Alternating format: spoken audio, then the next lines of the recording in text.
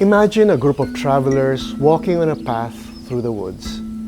The path is unpaved, but it has been there for decades, created by generations of travelers that have somehow used the same path. Like previous travelers before them, this group is focused on reaching their destination and are unconcerned about the path that they are traversing. But whether they are aware of it or not, whether they like it or not, their very act of using this path is reproducing it.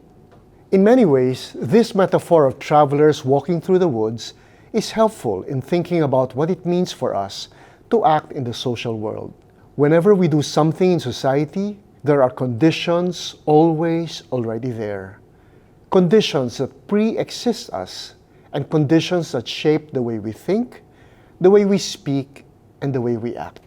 Most of the time, we are not conscious of these conditions, and with few exceptions, we don't always speak or think of them. But these conditions define the very possibilities and limits of our thoughts, words, and actions. One fundamental truth about the social world is that there is no such thing as an unconditioned action. The social sciences, that is, the study of society, is almost always necessarily an investigation into the interplay between condition and action. Here we find ourselves face to face with one of the central debates in sociology, the question of structure and agency, where structure refers to different kinds of conditions and agency refers to the decisions and actions of individuals. There are really two questions here. First, what are the conditions in society that affect people's decisions and actions? And secondly, what kind of relationship exists between the conditions and action? In short, how are conditions and actions connected? And how do they affect one another, if at all?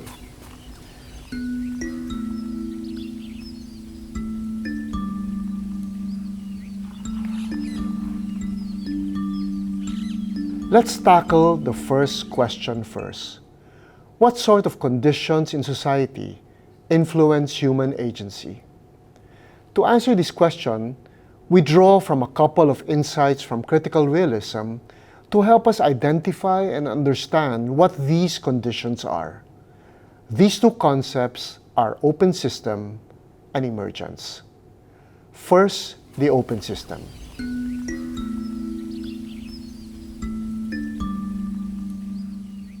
The claim here is that the world is nothing like a scientific laboratory where we have a completely controlled environment. Rather, the world at large is in constant flux. Our world, especially the social world, is an open system. Where left to its own devices, nature simply takes its course. This natural course basically means that instead of having only one causal power operating and producing an expected outcome the way we do in a closed laboratory experiment, out here in the open world, we have all sorts of causal powers interacting with one another and in the process, co-determining outcomes in the open system. At times, causal powers acting together yield a specific and expected effect. But at other times, other causal powers may interfere with these operations and get in the way, resulting in a different outcome or no outcome at all, even if the causes are all present and active. That's why when it comes to causal laws in the natural and especially the social world, the most we can talk about is tendencies. Given one causal power, all things equal, we get a particular tendency of being or behaving. In short, in the open system, because of the potential impact of other causal powers, one causal power can never determine an outcome, but it can only lead to its likelihood. For example, one may have inherited a gene that constitutes a physiological tendency towards depression. Having this depression gene, however, does not guarantee that one will actually suffer clinical depression. Precisely because we live in an open system, there are many other causal powers that can affect the outcome. In this case, perhaps one's general physical health, support from one's family and peers, or the absence thereof, or the strength of one's own will, just to name a few. It is quite possible that one who has the depression gene may end up not experiencing depression at all during her lifetime. A particular cause may not necessarily produce any effect, either because other causes in the open system may interfere with it and get in the way, or because it has not been triggered at all in the first place. In summary, in the open system, multiple causal powers exist, operate, and interact with one another, and together they co-determine events. Hence, because of the possible interference of other causal powers, we always have the possibility of causes not yielding the expected outcomes, even if they have been triggered by the right conditions.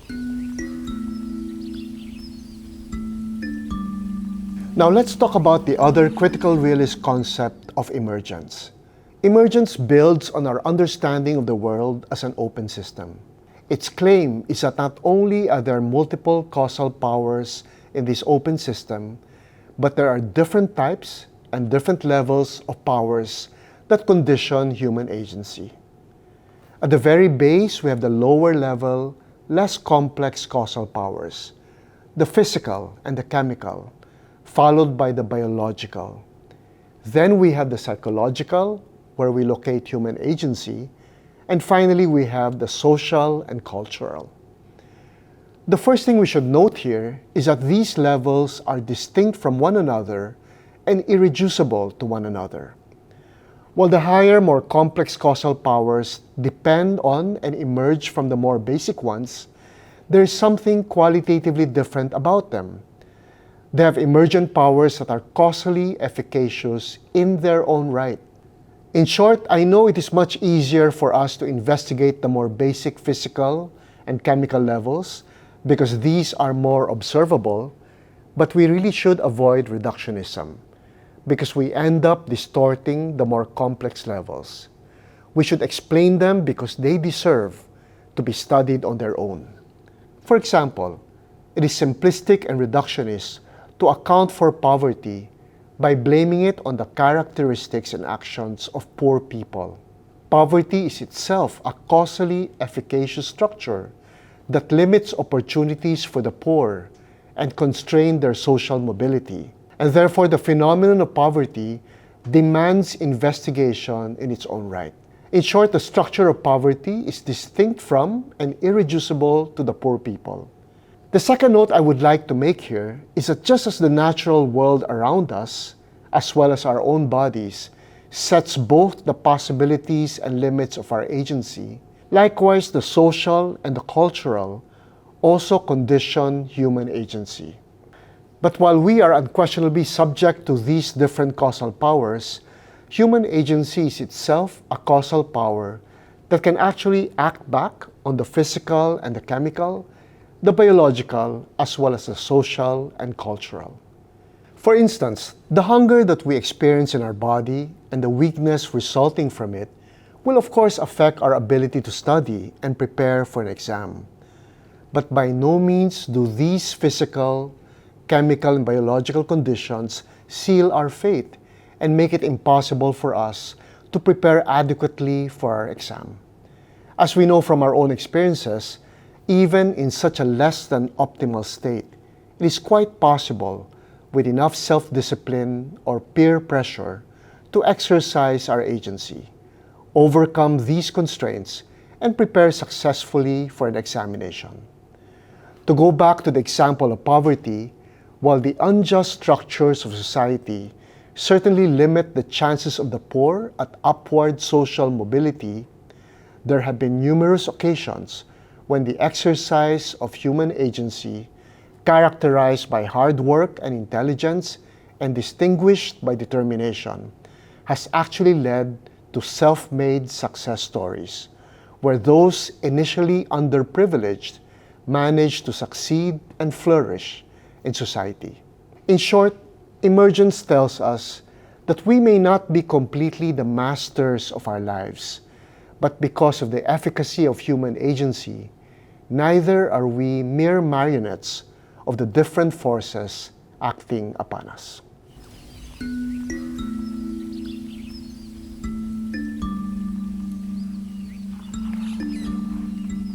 Let's now proceed to our second question. How are conditions and actions connected, and how do they affect one another, if at all? The originator of critical realism, Bhaskar, suggests his transformational model of social activity, or TMSA, to account for this relationship between structure and agency. Note that for our discussion, when we speak of structure, because we are talking about the study of social phenomena, we are referring primarily to structural and cultural conditions, and not so much to physical conditions, which are of course also important, but not relevant to our discussion of social investigations. According to Bhaskar's TMSA, structure pre-exists and conditions human agency. But at the same time, human agency mediates structure and ends up reproducing it or transforming it. To appreciate what Bhaskar means, let us recall our earlier metaphor of the unpaved path through the woods. Like the path, structure pre-exists and conditions human agency.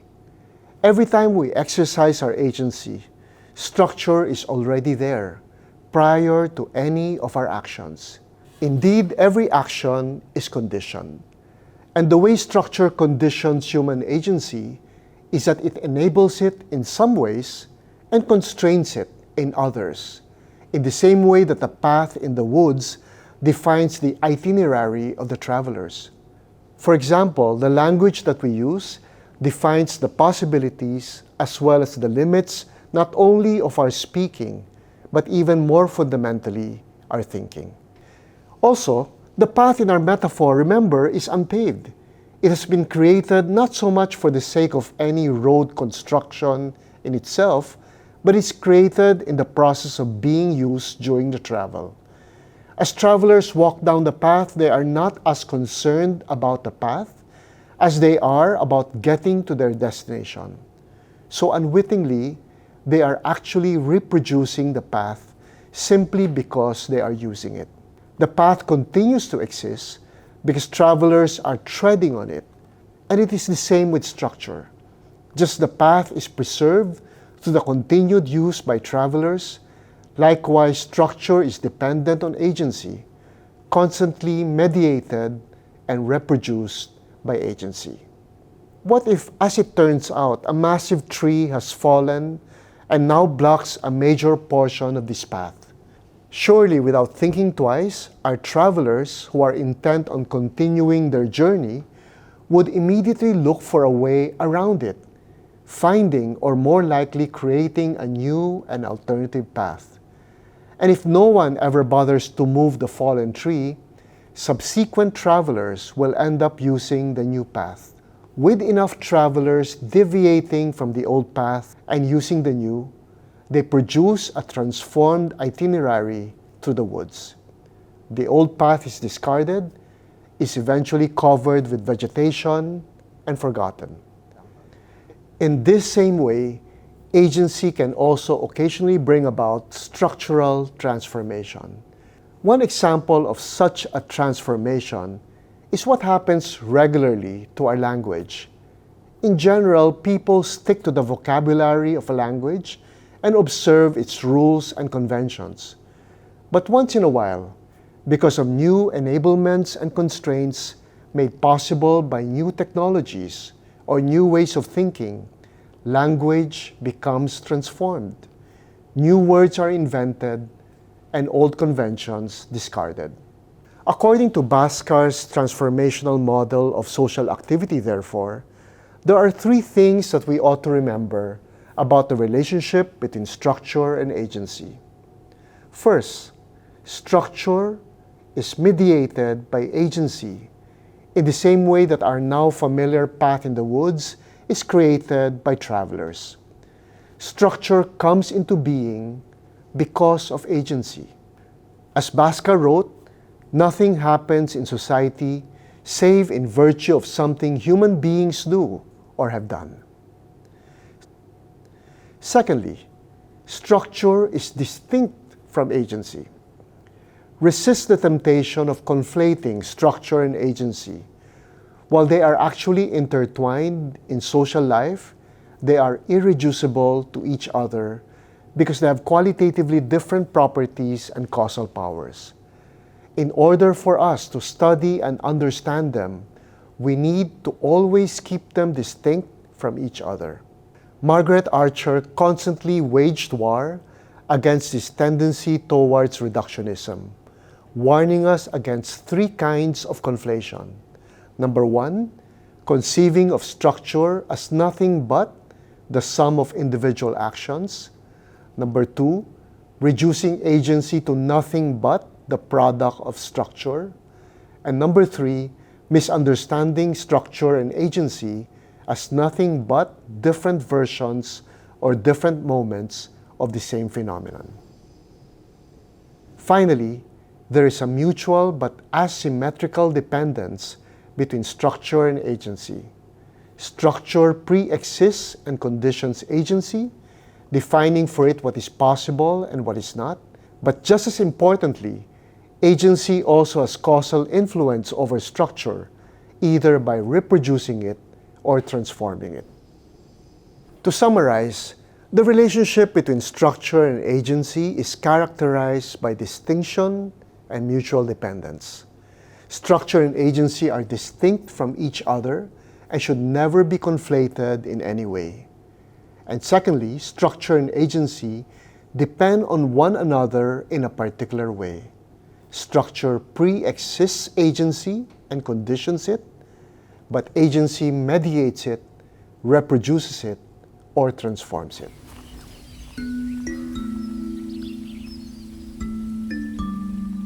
In order to investigate social phenomena adequately, we need to watch out for three temptations.